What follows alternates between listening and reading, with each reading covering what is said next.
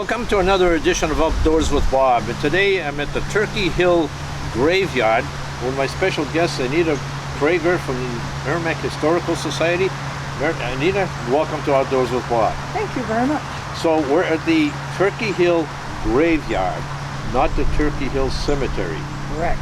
What's the difference, or is there any difference between a graveyard and a cemetery? A graveyard is a historical place that is now closed to public burials. Okay. A cemetery is still open to the public. Oh, okay. I always thought they were one and the same. I guess they're not, are they? Nope. Okay. So you and the Historical Society have undertaken a 3-year project to restore the stones in Turkey Hill, Reeds Ferry, and Matthew Thorne graveyards. How did you get involved with this, and exactly what is it you do? Okay. I've always been fascinated by graveyards. And I came over here many a time and saw all the damage, all of the built on the gravestones. Trash. Yeah. And I wanted to do something about it. So I got a hold of the New Hampshire Old Graveyard Association. There is such an organization. Right, yeah. And asked them to do a workshop showing us how to clean the graveyard. Clean the stones. The stones, right, yeah. So Richard Malone came over as the one teaching this workshop. And a few people from Merrimack were there, and we learned, and we did one gravestone at Turkey Hill. Then, a month later, I decided to get going on cleaning them, and I came over. I was just me. Just you. And then, a few days later, somebody else showed up that had seen me over here and said, "Can I help?" Then, the next day, Richard Malone showed up. It turns out he lives in Merrimack. Okay. So, he started cleaning, and there were 3 of us then. People saw what we were doing, and they stopped by and said, "Can I help?" Then COVID hit. Yeah. And the 5 people that Richard used to have breakfast with every day at Dunkin' Donuts came over here because they had nothing else to do in the morning. So they became our repair crew. There you go. So we gradually built up a group of people that were doing cleaning and another group that was doing the repairs. So on the 2 graveyards that you've restored so far, how many people have been involved, roughly? I would say probably 50 or 60 different ones. And not necessarily all from Merrimack or from the Historical Society? No. Most of them were from Merrimack because they came because they saw us working. Right, yeah. And so what is it? And some of them were scouts that needed service project hours. Oh, that was a good project. That was great. Yeah. One day we had 24 scouts here. Oh, that knocked the daylights out of your work. Yeah, it was hard to keep them far enough apart during COVID that they weren't close. Right, yeah. So there's no such time as saying, well, this one's going to take an hour to clean and this one's going to take, it's just, nope. It basically, what does it, cleaning, what's it involve? Okay. Roughly. Somewhere between 3 and 8 hours per stone. You start out with a scrub brush and water. And you scrub until you get the lichen off and you get the moss off. Right, okay. And you use not Q-tips, shish kebab sticks in the crevices and then where the letters are. Okay. After you get that all clean, and sometimes it takes more than 1 day, then you put a chemical called D2 on it. D2 kills that kind of thing, lichen and moss and the mold. And it works for the next 10 years. 10 years. So it'll keep it from coming back. For about 10 years. And how about those that are actually broken? Do you repair those also? We have done a number of repairs. I haven't done them personally. The repair crew does. Right, yeah. Some of them are broken, have to be epoxied with a special epoxy, and then put grout on top of the epoxy so that it doesn't look black. It blends right in. Yep. Some of them are just broken by being tipped over and the grass growing over them. Then you just have to dig them out and put a good base underneath them and put them back into the ground again. Now, when you find some that are broken, not over, just broken, do you find the pieces for them, or are they? We use a probe on the ground to find the pieces that are under the ground. Right. And sometimes we can't find all of them. But those that you find, you can put them back down in the stone. Correct. as correct as possible. Yep. And we use old records to find out where they should be. Well, Anita, this sounds like a very fascinating project. Today we're at Thornton's graveyard. Matthew Thornton, sign of the Declaration of Independence, lived near here. He's buried here. We'll look at his in a minute. Okay.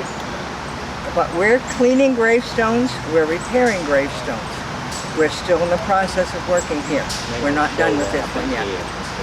So this is one that has not been touched yet. It is one that needs cleaning. It's made of marble. Many of the others are made of slate, but this one's marble. It will be white when it's done.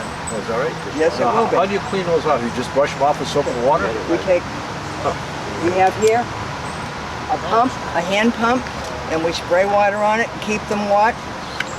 Well, who's this gentleman right here? This gentleman right here is Richard Malone. He is from the New Hampshire Graveyard Association. He's the one that taught us how to do this. Oh, is that right? Well, Richard, Yes, walk up to Outdoors with Bob. But you're going to do your thing here and show us what you're doing? Well, sure. And he's drowning me. He's drowning us. Yeah, it's okay. We wet this down, Yeah? and this is in a, say I'm in a later stage of cleaning, Yep. then we would wet this down. Since this has been somewhat pre-cleaned, Yep. we're going to use now D2 to act as a cleaner. So we take the D2, we have in a sprayer, we put a light coating on, then we take a brush. It's not going to show up, but we would go like this. What happens is the D2 will actually foam and pull some of the algae out. Okay, yeah. Now there's two ways to use the D2. You can just put it on there and walk away weeks away, but people don't really like that. So we do what I said. We brush and brush and brush and brush. You might clean off, brush, brush, brush.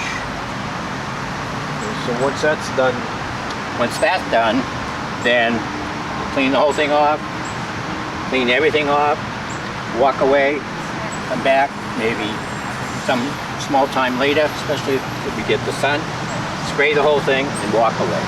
We're done.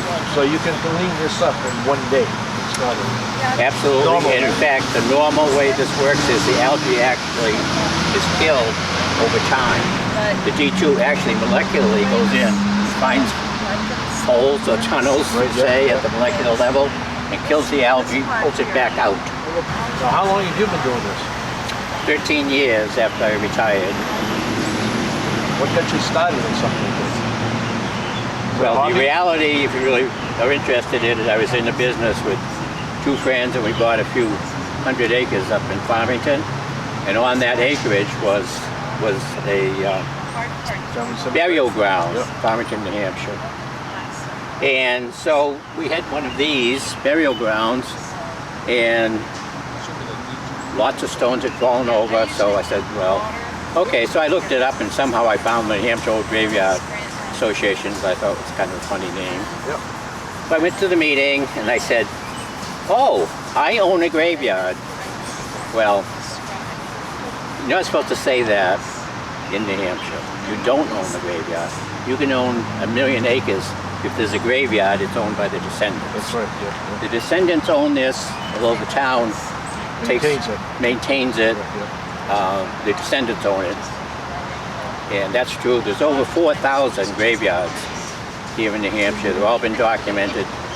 Starting 1976, people, as part of that project, 1976, people started organizing and putting in the coordinates. And at that time, it was all done by hand. Now we just walk up to the cemetery, click, Click the GPS. and send the GPS to our webmaster at newhampshire.org or newhampshire.org. Guy showed us how you wash and get the mold off the stones. Now, I noticed that this one here has a broken corner on it, and they're obviously going to repair it. So, what are they going to be doing? Okay, this is David. He's one of them who loves to do repairs. And they're mixing an epoxy right now that's going to be able to hold this marble stone together. And then after it's together, they will be able to put some grout on it to fill the crack. And you'll see some as we go that are already done with this way. But this one has been knocked over in the past, It was damaged, and they just picked it up yesterday for the first time.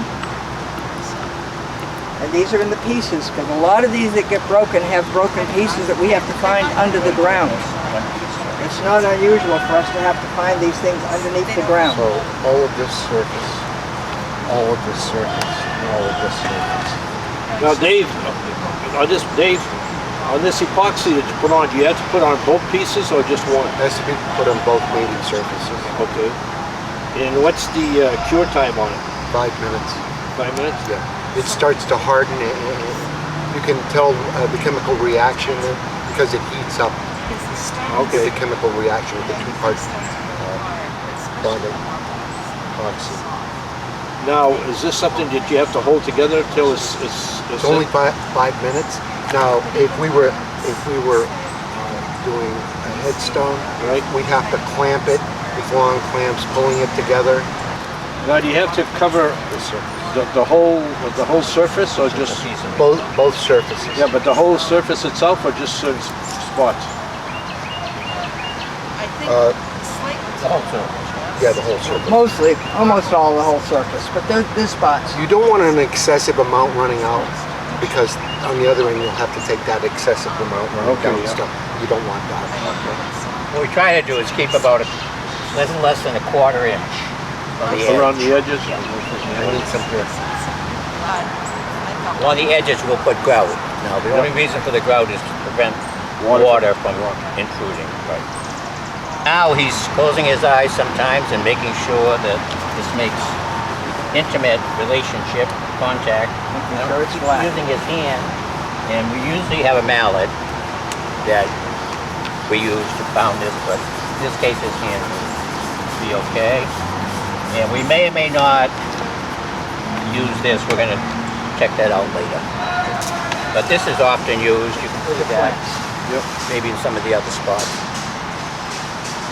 This two-part epoxy. It's got like 3,200 pounds of pressure, meaning force, in both directions per square inch. So we have literally thousands of pounds of force holding this together. And later on we'll be overconfident and we'll just pick this up as if it's one unit. Now you can see here some voids. There's pieces around. We'll put those in later.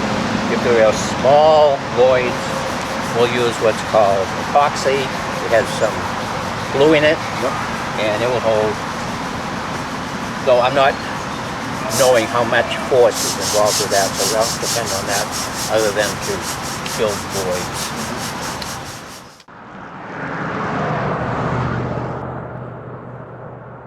What are we looking at over here? Because we were here and we took a picture of the stone when it was actually laid flat and almost all buried. Right. So what are you going to do here? And we dug it out of the ground, and we found that it was in 3 pieces. We didn't really know that for sure until we dug it out. Right, yeah. But this is the bottom piece. It goes down maybe 18 inches. Oh, wow. This is a very tall one. Then this is the middle piece, and it has most of the writing on it. And that over there is the top piece that has the rest of the writing. It will probably be about this tall when we're done When with it's it. done, right? Okay. And we will be putting pea stone, a small gravel, on both sides of this as we balance it to make sure it's straight up and down. Straight up. And then we will brace it after it's epoxy, so it will be held. Usually overnight we put the brace on. Okay. Now, when you do this, do you do one piece and let it set, and come back later and do the Yes. second piece? Yes. You don't do them both together. Not usually, no. It doesn't work well. Okay, so this is It actually... may not hold. So this is a 2-day project then? Yes, at least a 2-day, Oh. sometimes more.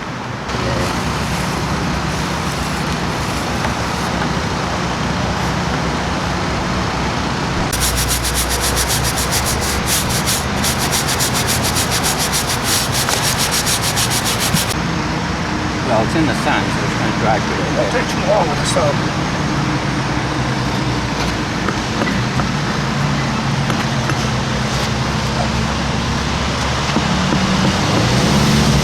Sun is good, it dries things faster, and it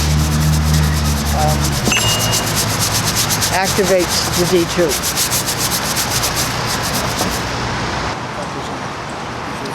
Okay, now we're mixing up some epoxy. What we're going to be doing is epoxying this piece onto this base. It's just dripping right out. Because there's a hole in the wood. That's why I brought the cups in this.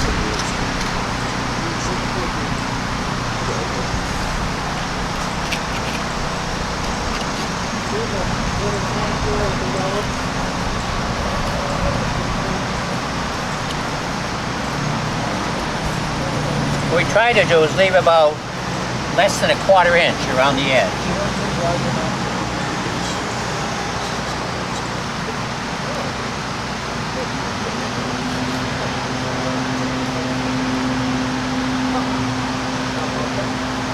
This glue, this epoxy, will get very hot. Very hot. So you want to work, you want to work quick, but not super quick. Make sure the person's strong enough that has done this ahead of time.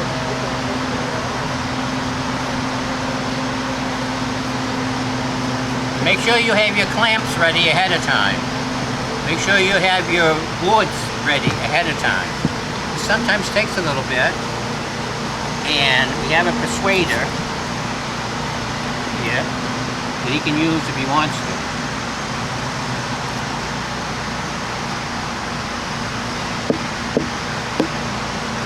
Just a little vibration helps.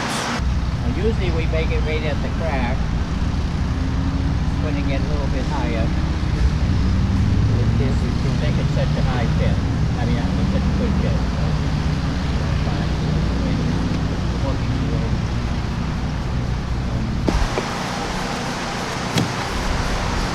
You're saying, oh, this is taking too long. It isn't. It hasn't even been 5 minutes. This is not even set up a lot yet. So, we're in good shape. If you come back in 50 years, guaranteed this will be upright.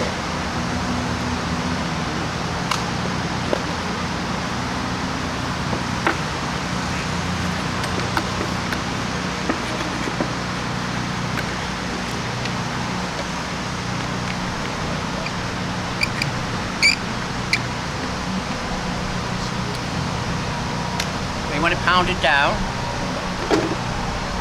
because the weight of the stone itself helps with the strength. Really good. This will hold it this way, and you can pound it down a little bit if you like. Now you're saying, oh, that's too, no, that's great. That's good. Just a little bit of vibration, that's correct.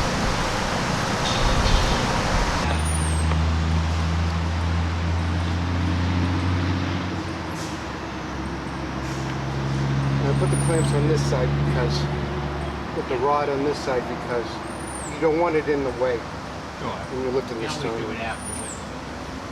You don't want this sticking out, poking. Right? One.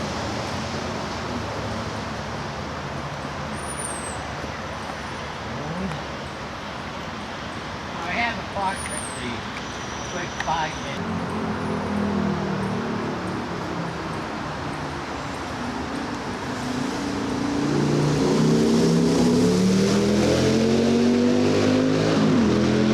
Take your time like this, around 5 minutes.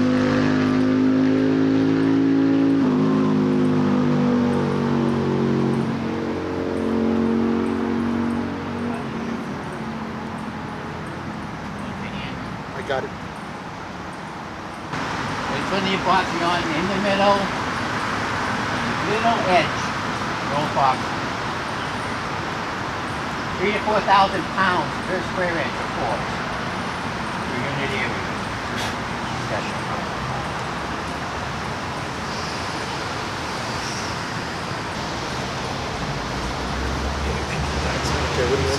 Okay, just talk like you regularly do.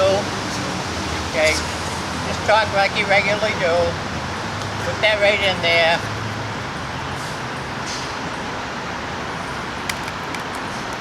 Very good. Okay. Are we doing four? Go ahead, that's fine. That's fine. We need to tap it. Oh, this is good.